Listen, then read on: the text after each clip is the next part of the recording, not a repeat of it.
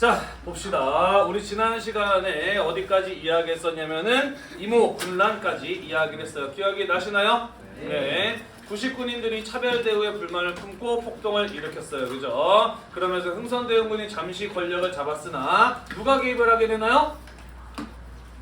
청나라가 개입을 하게 돼서 이모군란을 진압을 하게 되죠. 그러면서 민씨 정권이 다시 복귀하게 되는데 이 민씨 정권의 권력을 잡을 수 있었던 것, 그것은 바로 청나라의 보호 덕분이었다라고 이야기를 했어요. 그죠? 그러면서 이후에 조선에 대한 청나라의 간섭이 더욱더 강화되었다라는 이런 이야기를 했었습니다. 그죠? 자, 거기서부터 계속 이어서 이야기를 살펴보도록 하겠습니다. 자, 이모군란 이후에 청나라의 조선에 대한 간섭이 강화되었다라고 이야기를 했어요. 그죠? 자, 또한 이 민씨 정권의 경우에는 근대화 정책, 개화 정책을 추진하다가 이모군란이라고 하는 큰 반발을 겪었어요. 그죠? 자, 그렇기 때문에 이후에 개화 정책을 더욱더 자신 있게 추진할 수 있었을까 없었을까? 없었겠죠. 그죠? 섣불리 변화를 추진하다가 또 다른 반발이 일어날지 모른다 라는 불안감을 갖는 게 너무나 당연한 모습이었겠죠. 그죠? 자, 그러면서 변화를 싫어하는, 변화를 두려워하는 보수적인 태도가 나타나게 되었다라는 것입니다. 따라서 이러한 상황 속에서 조선 정부는 개화 정책, 근대화 정책을 제대로 추진할 수 있었을까 없었을까? 없었다라는 것이죠. 개화 정책의 속도가 느려지고 제대로 추진되지 못하는 이러한 상황이 나타나게 되었다라는 것입니다. 자, 하지만 시작을 한 거 어쨌든 계속 해야 되잖아요. 그죠? 문제는 당시 조선 정부가 돈이 많지 않았다라는 거예요. 근대화 정책, 개화 정책에는 많은 돈이 필요했는데 그 자금을 마련하는 방법이 어려웠다라는 것이죠. 자, 그래서 근대화에 필요한 자금을 어떻게 마련할 것인가를 놓고 내부적인 의견 대립이 일어나게 되었다라는 것입니다. 자, 어떤 사람들과 어떤 사람들이 각각 주장을 하였느냐?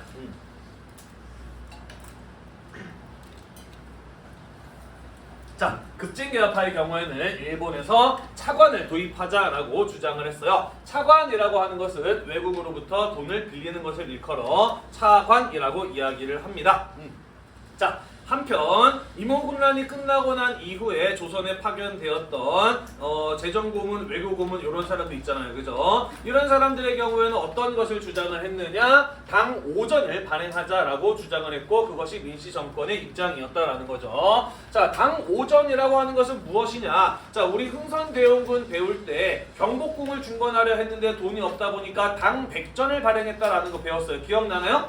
그렇죠. 실질 가치의 액면가가 100배에 달하는 고액 화폐를 발행한 게 당 100전이었다라고 이야기를 했어요. 그래서 정상적인 화폐 유통보다 100배 가까운 높은 금액의 화폐를 발행한 게 당 100전의 발행이었다라고 이야기를 했습니다. 그와 유사하게 당 100전까지는 아니지만 액면가를 몇 배로 높인 5배로 높인 돈을 발행하자라고 주장을 했던 거예요. 그게 바로 당 오전이었다라는 것이죠. 상평통보보다 액면가가 5배 더 비싼 구리동전을 만들자라는 거예요. 다만 이 당 오전의 경우에는 실질 가치가 상평통보보다는 한 2배 정도, 구리의 함량이 2배 정도 더 많은 동전이었다라는 것이죠.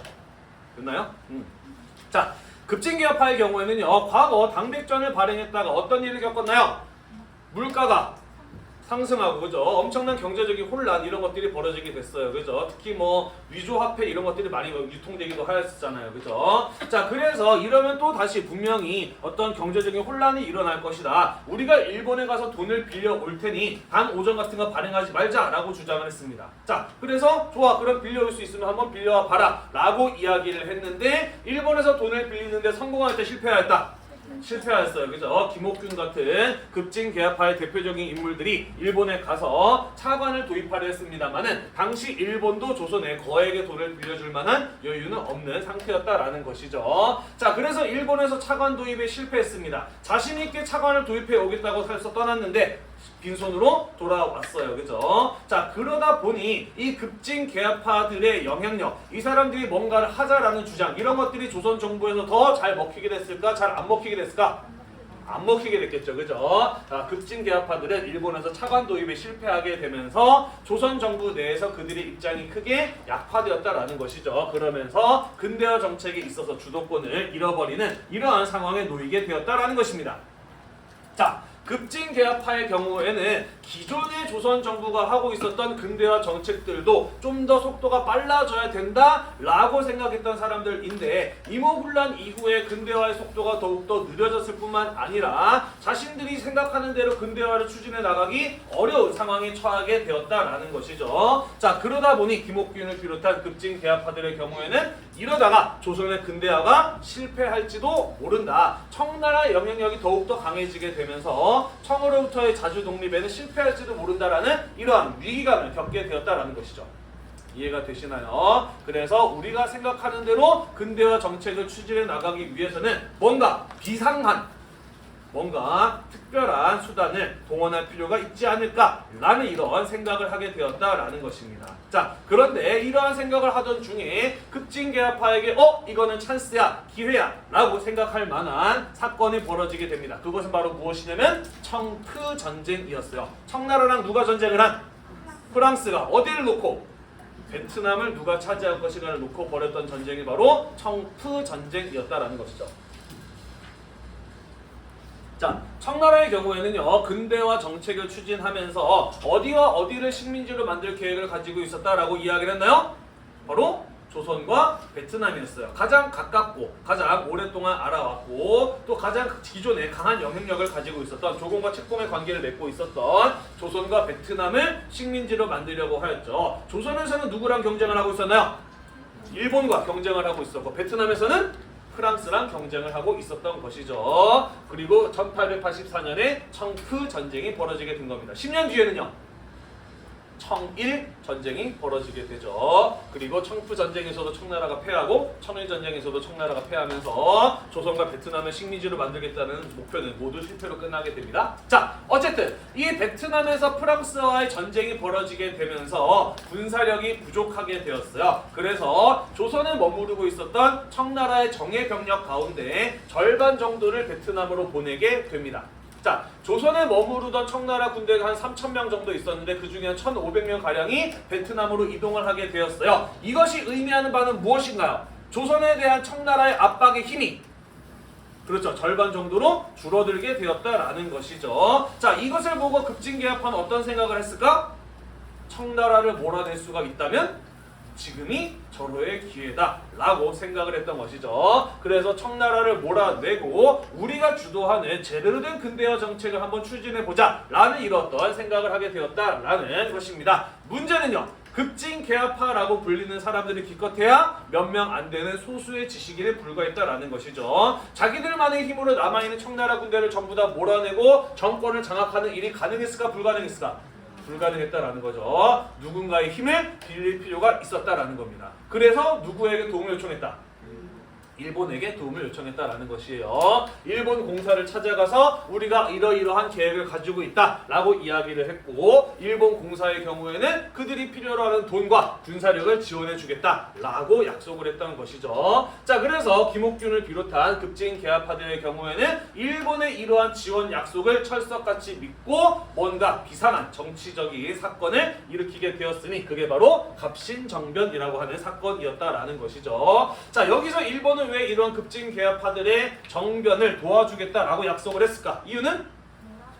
그렇죠. 일본 역시 조선을 차지하기 위해서 청과 지금 경쟁을 하고 있는 상황이었어요. 그죠? 만약에 이것이 성공하게 된다면 친일적인 정권을 세울 수가 있을 겁니다. 그죠? 그렇게 된다면 이모군란 이후에 청나라의 영향력이 강해지는 상황에서 다시 한번 자신들이 더 우위에 설 수 있는 기회를 잡을 수 있을 것이다 라고 판단했던 것이죠.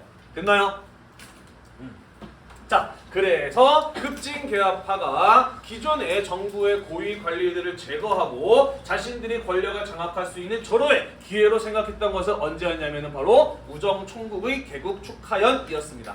우정총국이란 무엇이냐? 오늘날로 말하자면은 우체국이에요. 조선 정부는 1880년대 근대적인 개화 정책을 추진하면서 근대적인 우편제도를 도입하려고 했습니다. 그래서 오랫동안 준비를 해서 드디어 우체국, 우정총국을 오픈하게 되었던 거예요. 자, 이러한 어떤 정부의 야심찬 프로젝트가 드디어 시작이 될 때 어떤 거 하나요? 보통은 나라에서 뭔가 큰 프로젝트를 계획을 했어. 그리고 그 야심찬 프로젝트가 처음 시작이 되었어. 이런 거 할 때 사람들 어떤 거 하지? 고위 관료들 모여가지고 기념 촬영 같은 것도 하고 또 오픈식 할 때 리본 같은 거 해놓고 가위로 자르고 하잖아요. 그죠? 그런 게 바로 이 우정총국 개국 축하연이었다라는 것이죠.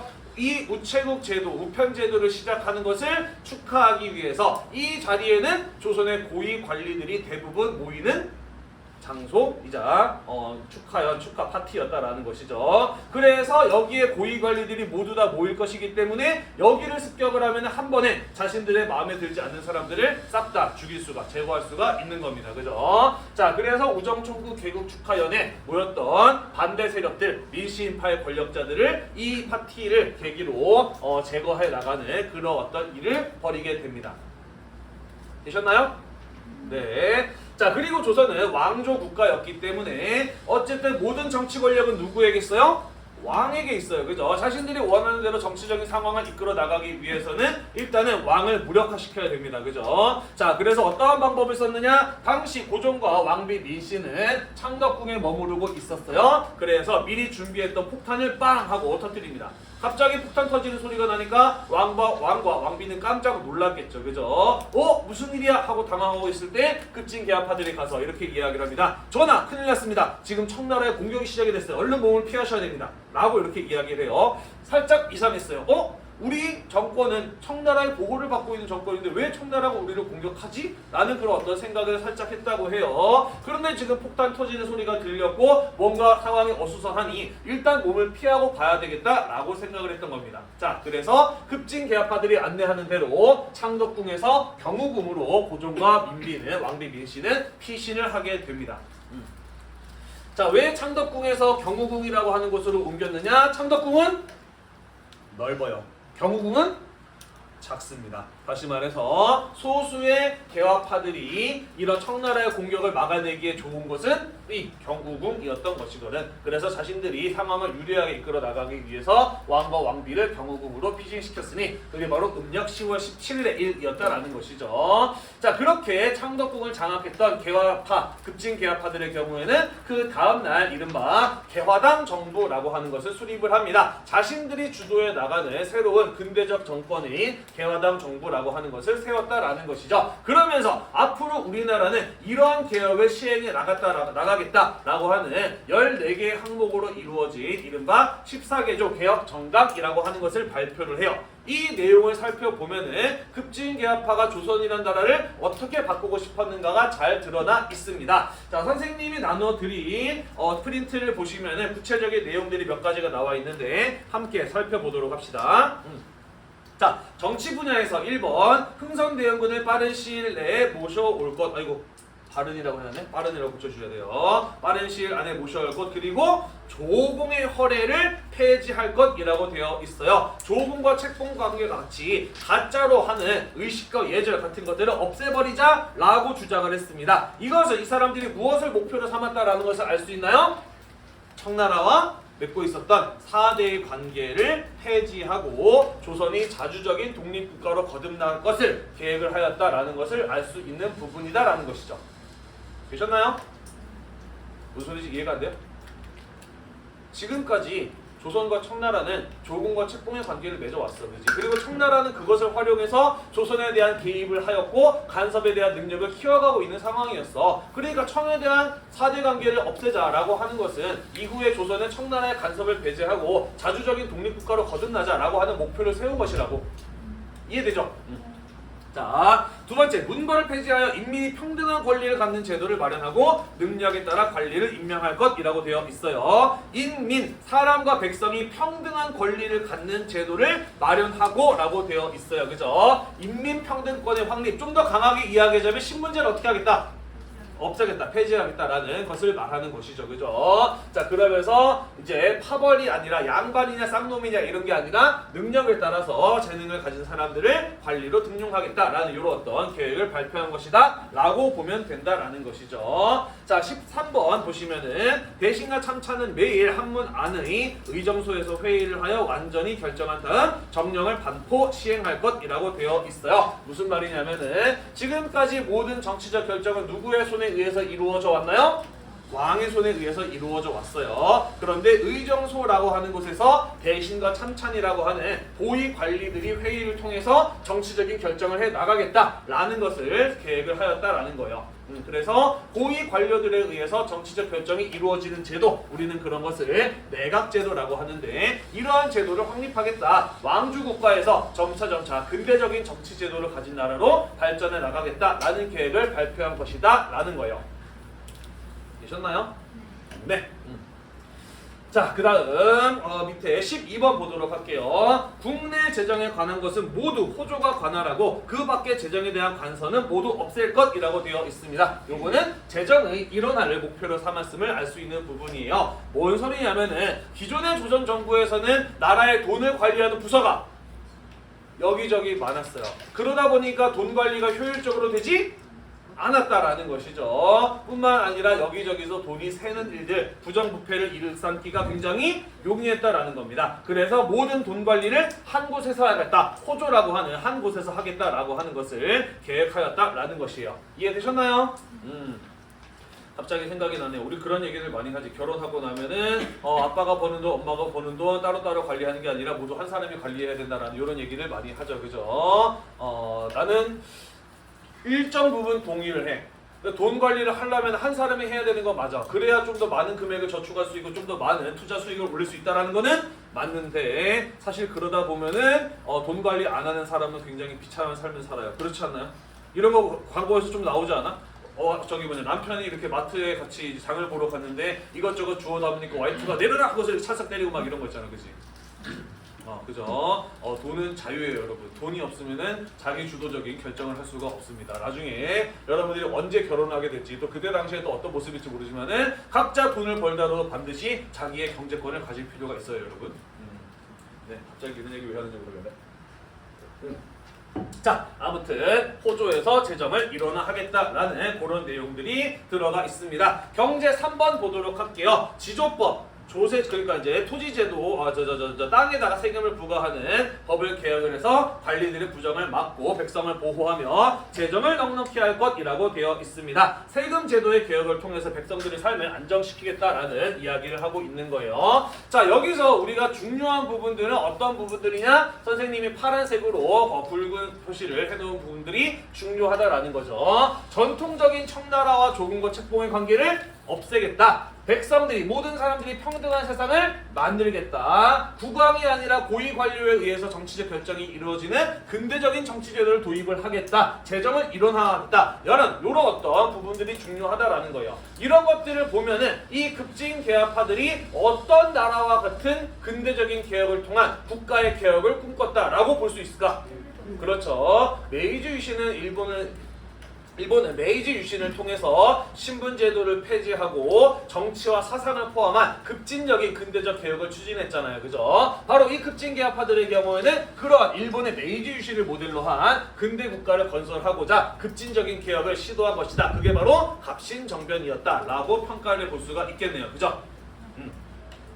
자, 한 가지 부연 설명이 필요한 부분이 있네요. 해상공국을 협파하겠다라고 이야기를 했어요. 해상공국이란 무엇이냐? 요거는 조금 부연 설명이 좀 길게 필요하네요. 자, 조선시대 때 각 지방의 장시들을 돌아다니면서 물건을 판매하는 상인들이 있었어요. 그런 사람들을 무엇이라고 불렀냐면은 보부상이라고 불렀어요. 이 사람들은 비록 민간인들이었지만 각 이 장시들을 돌아다니고 정보를 공유하기 위해서는 그 상인들 사이에 끈끈한 조직력이 필요했어. 그래서 민간단체임에도 불구하고 보부상들은 굉장히 튼튼한 조직력을 가지고 있었던 거지. 자, 그래서 흥선대원군의 경우에는 이런 어떤 보부상들의 조직력을 이용을 해서 외세의 침략을 막아볼 수 있지 않을까라고 생각을 했습니다. 그래서 실제로 병인양요가 일어났을 때 흥선대원군의 요청을 받은 보부상들이 정족산성 전투에서 큰 활약을 하기도 했거든요. 나라를 구하기 위해서 상인들이 큰 활약을 했어. 그러니까 당연히 흥선대원군은 그 사람들한테 무엇을 줄 필요가 있었을까?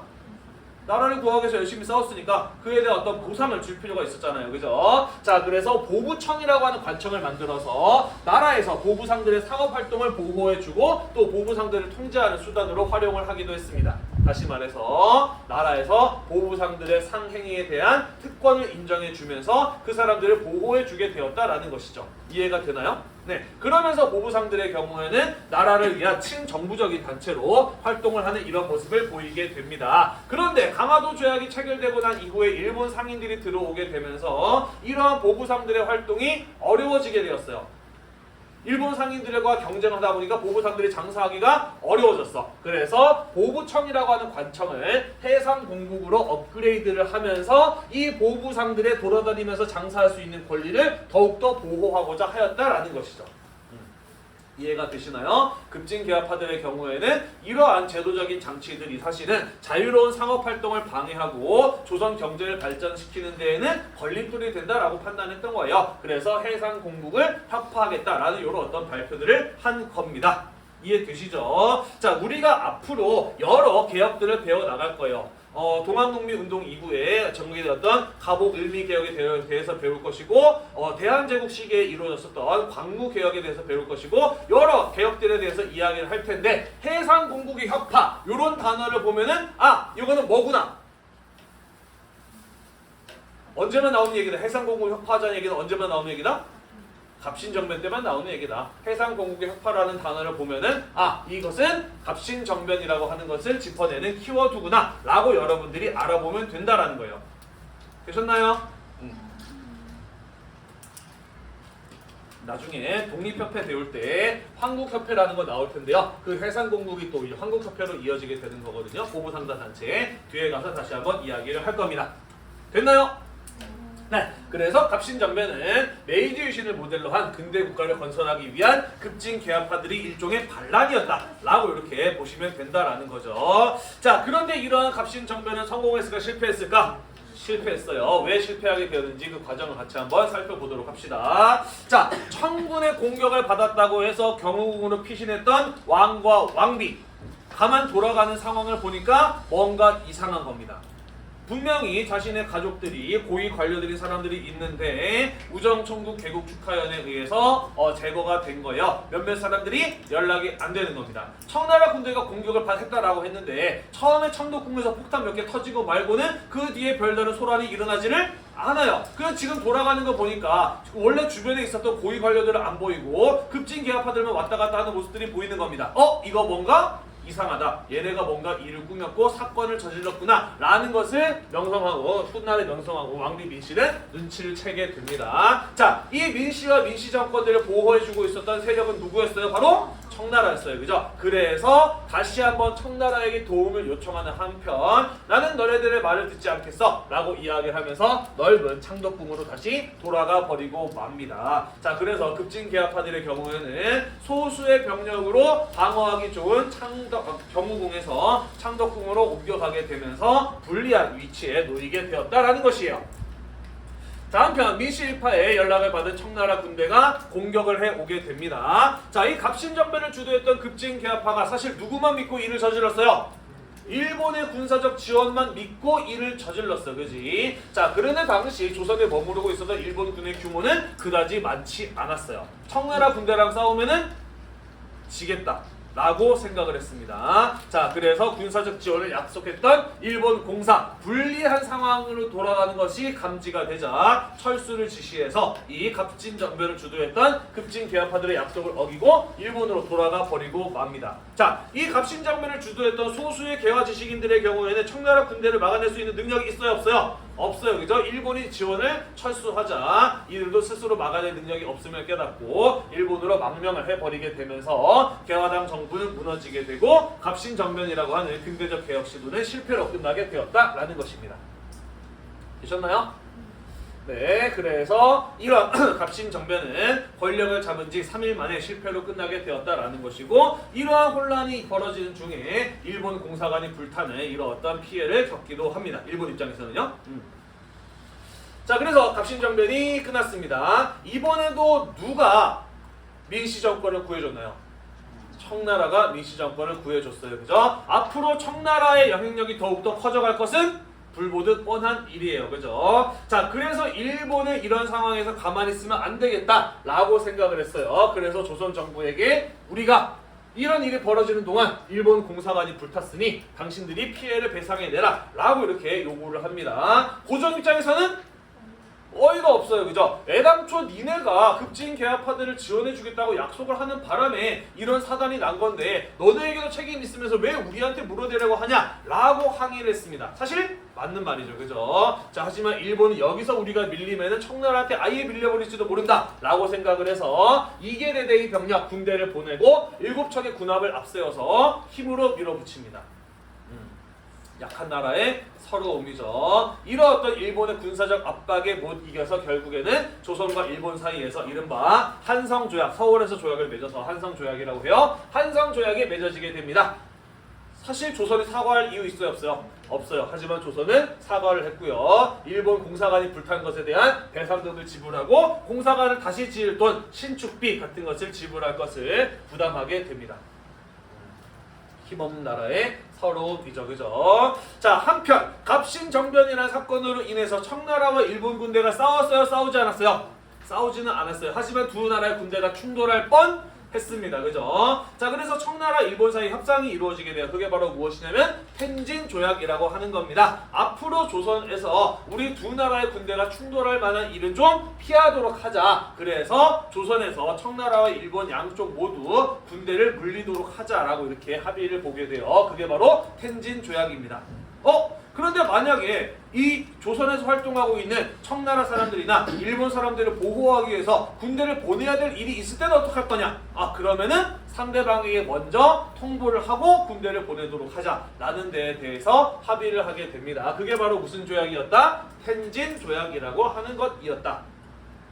이해되시나요? 자, 그래서 어떤 내용을 담은 것이라고 볼 수 있느냐? 만약에 청나라가 조선에 대해서 군대를 보낸다면 일본도 똑같이 군대를 보낼 수 있는 권리를 확보하게 된 겁니다. 이해가 되나요? 네, 두 나라 사이에서 텐진 조약이 맺어지게 되면서 양국에게는 동등한 군대를 보낼 수 있는 권리, 파병권을 확보하게 되었다라고 평가해 볼 수가 있는 것이고요. 이것이 나중에 무엇의 배경으로 작용하게 된다? 청일전쟁의 배경으로 작용을 하게 됩니다. 우리가 다음 주에 수업할 때 이 부분에 대해서 다시 언급을 할 것이에요. 됐나요? 네.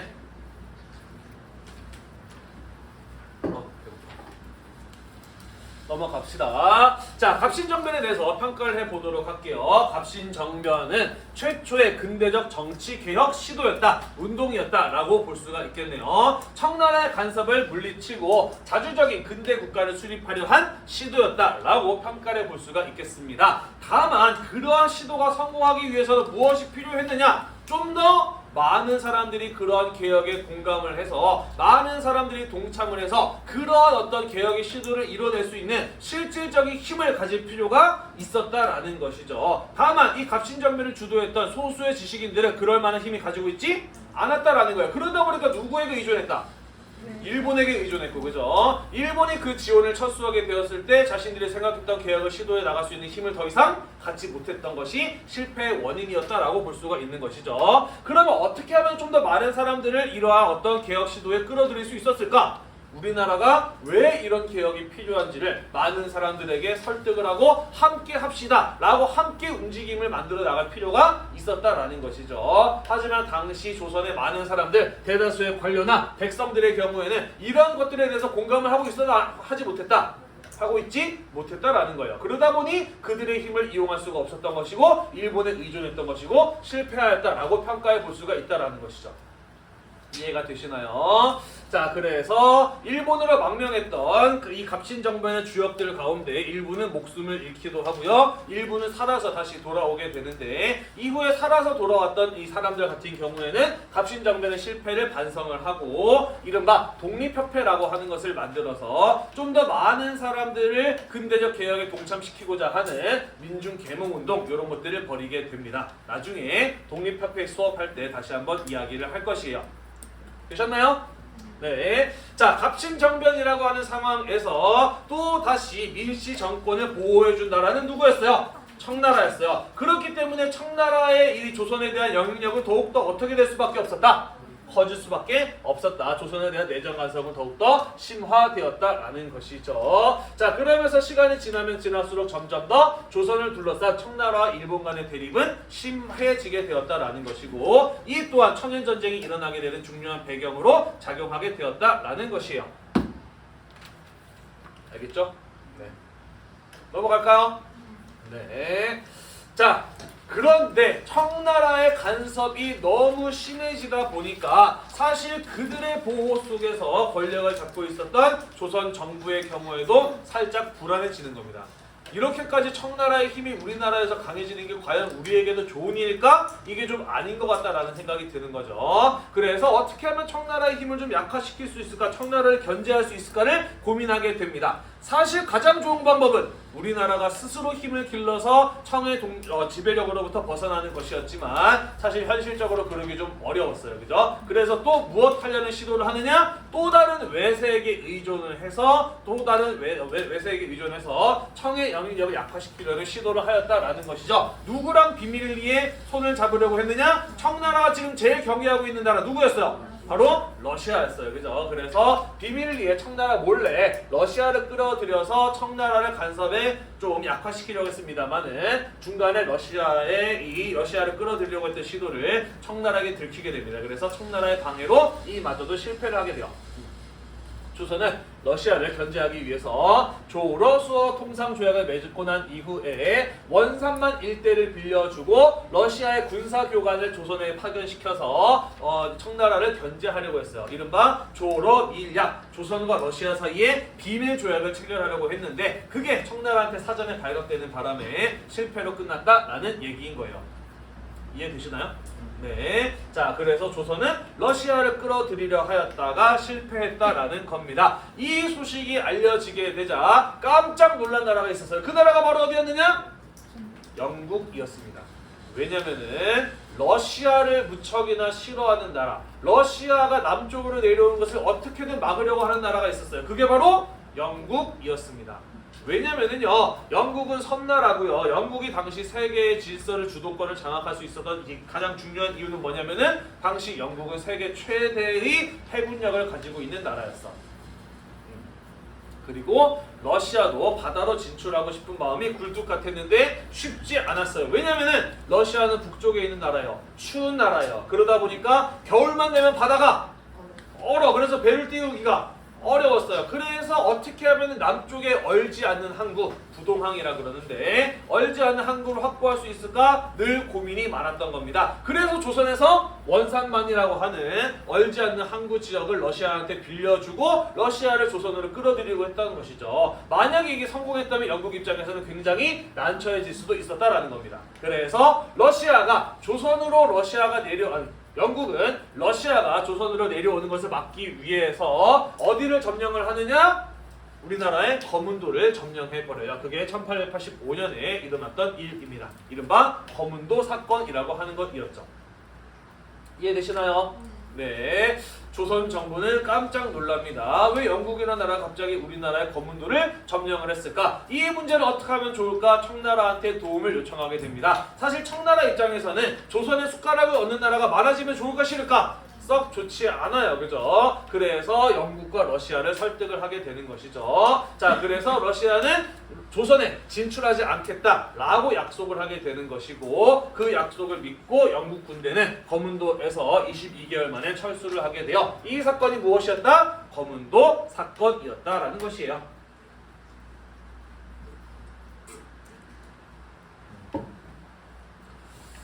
자, 그래서 이러한 일들을 겪었습니다. 갑신정변을 전후로 해서 지금 조선에서는 어떤 일이 벌어지고 있어요? 조선을 차지하기 위해서 청나라와 일본뿐만 아니라 러시아도 경쟁을 하고 있는 이런 상황이에요. 그러면서 영국도 살짝 들어왔다 나가 이런 상황입니다. 자, 그래서 조선을 둘러싸고 여러 강대국들의 대립이 점차 심해지자 이러다가 조선에서 국제적인 대규모의 전쟁이 일어나는 게 아니냐라는 이런 어떤 불안감이 나타나기 시작을 해요. 그래서 그런 일을 막기 위해서 조선을 중립국으로 만드는 것이 어떻느냐라는 이런 의견이 나타나기 시작을 합니다. 우리는 그런 것을 일컬어 중립화론의 대두라고 해요. 당시 조선에 머무르고 있었던 독일 외교관인 부들러 같은 사람은 스위스식의 중립화를 제안합니다. 스위스 작은 나라이지만 나라를 지킬 수 있는 확실한 능력을 가진 나라였거든요. 그래서 이런 나라가 됨으로써 다른 나라의 어떤 충돌을 막는 중립국이 되는 것이 어떻느냐 라는 이런 제안을 했다라는 것이죠. 개화파에 해당했던 육일준 같은 사람은 사실 우리나라는 그럴 만한 힘이 없다. 어떻게 보면은 벨기에처럼 강대국들이 사이좋게 조선에서 동등한 비슷한 권리를 나누어 가짐으로써 서로가 서로를 견제하기로 함으로써 중립화를 하는 것을 어떻게 했는가 이런 생각을 하기도 했다라고 해요. 다시 말해서 이런 중립화론에 대한 제안과 구상이 이루어졌다라고 하는 것은 그만큼 조선을 둘러싼 다른 강대국들의 경쟁과 대립이 어떻게 되는 상황이었다? 심해지는 상황이었다라는 것이죠. 결국 그것이 전쟁으로 터지게 되었으니 그게 바로 무엇이었다? 그렇죠. 청일 전쟁이었다라는 것이고 이후에 러일 전쟁으로도 이어지게 되는 것이죠. 이해되셨나요? 자, 그래서 우리 이번 시간에 1884년의 갑신정변이라는 주제에 대해서 함께 이야기를 해보았습니다. 자, 이번 시간에 배운 내용, 한국사 배움책에 통해서 빈칸을 채워가면서 배운 내용 다시 한번 정리를 해보도록 합시다. 자, 봅시다. 임원군란 이후에 민씨 세력과 청나라의 보수적 태도 때문에 근대화 정책이 제대로 추진되지 못했어요. 특히 급진개혁파가 일본과의 차관 교섭의 실패로 그 입지가 약화되었다라고 이야기했죠. 동그라미 1번에 들어갈 말 무엇이에요? 급진개혁파라고 쓰시면 되겠죠. 자, 그런데 급진개혁파에게 절호의 기회라고 여겨진 사건이 벌어집니다. 그것은 바로 무엇이냐면 청프 전쟁으로 인해서 청나라 군대가 일부가 베트남으로 이동한 것이었어요. 그래서 일본 공사의 지원을 약속받고 우정천국 개국 축하연회에서 정변을 일으켜서 민씨일파를 제거하고 개화당 정부를 세웠습니다. 이들이 발표했던 개혁 정강을 살펴보면은 이들의 경우에는 일본의 메이지 유신을 모델로 한 근대 국가를 수립하려고 하였다라는 것을 알 수 있었다라고 이야기를 했어요. 자, 이후에는 여러 가지 개혁 정책들이 나오게 되는데 이 갑신정변의 개혁 정책이면 알아볼 수 있는 것은 무엇의 혁파가 들어가 있다? 해상 공국의 혁파가 들어가 있다라는 부분 알아두면 좋다. 중요한 키워드다라고 이야기를 했죠. 그죠? 결과 청해 개입과 일본군의 철수로 급진개혁파는 일본어를 망명을 하게 되면서 실패로 끝나게 되었다라고 이야기를 했습니다. 자, 이 갑신정변이 일어나게 된 데에는 일본의 책임도 있었지만은 청나라에게 밀려서는 안 된다고 생각했던 일본이 조선에게 어떤 조약을 체결할 것을 강요했나요? 한성조약의 체결을 강요했어요. 그죠? 그래서 이 조선이 일본에게 사과하고 배상금을 지불하게 되었다라고 이야기를 했고요. 조선에서 충돌할 뻔했던 청일 양쪽이 이 사이좋게 조선에서 군대를 물리자라는 데에 대해서 합의하게 됩니다. 무슨 조약이었어요? 중국 텐진에서 맺어진 텐진조약이라고 하는 것이었어요. 자, 갑신정변은 최초의 근대적 정치개혁 운동이었지만은 소수의 개화 지식인들이 위로부터 근대화 운동이었고 민중의 지지가 부족해서 일본군의 군사적 지원에 일방적으로 의존하다 보니 실패하게 되었다라고 평가해 볼 수 있다라고 이야기를 했습니다. 자, 갑신정변이 끝나고 난 이후에 이 청나라의 영향력이 지나치게 강해지게 되자 조선은 러시아를 끌어들이려고 했는데 실패했어요. 자, 그러자 러시아를 견제하고자 했던 누가? 영국이 어디를 점령했어요? 거문도를 점령했어요. 이 사건을 일컬어 무엇이라고 한다? 거문도 사건이라고 이야기를 한다. 자, 이렇듯 조선을 둘러싼 여러 강대국들 사이에 경쟁과 대립이 심화되자 조선을 어떤 나라로 만들자? 중립국으로 만들자라는 제안이 나오게 되었으니 그게 바로 무엇이다? 중립화론이었다라는 것이죠. 그죠? 자, 확인 문제 같이 한번 보도록 할까요? 박소정 학생. 네, 확인 문제에 나와 있는 빈칸 한번 얘기해 볼까요? 자, 1884년 베트남을 둘러싸고 누구와 갈등이 일어나자? 청나라하고 누구와 갈등? 지난 시간에 한번 당했으면 이번 시간에는 좀 나에게도 또 이런 일이 벌어지지 않겠다라는 생각을 못했나? 네, 알겠습니다. 다음 시간에 준비하세요. 베트남이랑 베트남을 둘러싸고 누구랑 누구? 청과 프랑스와의 갈등이 벌어졌다라고 이야기를 했죠. 어디서 러시아라는 소리가 들렸는데? 자, 갑신정변 일으킨 개화단 정부는 개혁 정강을 발표하여 청과의 4대 관계를 청산하고자 하였다라고 쓰면 되지 않을까요? 개혁 정강. 14개조의 개혁 정강. 자, 일본과 청나라가 조선에서 군대를 철수하기로 합의한 조약은 무슨 조약이었나요? 텐진 조약이었다라고 이야기를 했죠. 그죠? 텐진 조약. 자, 오늘도 공부하느라고 대단히 고생이 많으셨고요. 다음 시간에 이제 우리는 동학농민운동에 대해서 살펴보도록 하겠습니다. 오늘 수업 영상이 여러분들의 공부에 도움이 되셨다면 구독과 좋아요 잊지 말고 눌러주세요. 수고했습니다.